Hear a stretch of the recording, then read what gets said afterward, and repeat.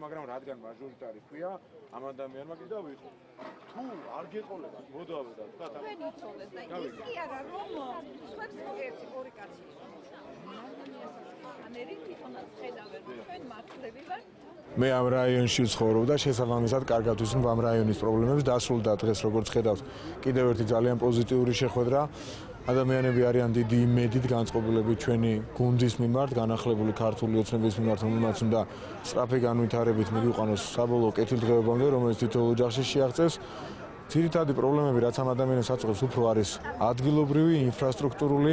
ისინი ამბობენ რომ ნაწილი ამ საკითხებისა დადებითად გადაწყდა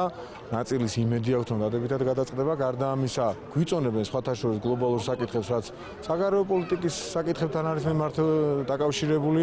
დიდი იმედით ელოდებიან შემოდგომის დასასრულს მიწურულს ან წლის ბოლოს როდესაც შეიძლება ვიზა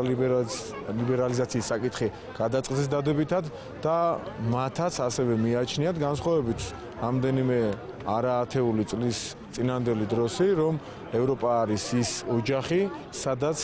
ჩვენი საბოლოო მიზანი უსაფრთხოების საკითხებთან მიმართებაში განვითარების საკითხებთან მიმართებაში კეთილდღეობის საკითხებთან მიმართებაში იქნება უზრუნველყოფილი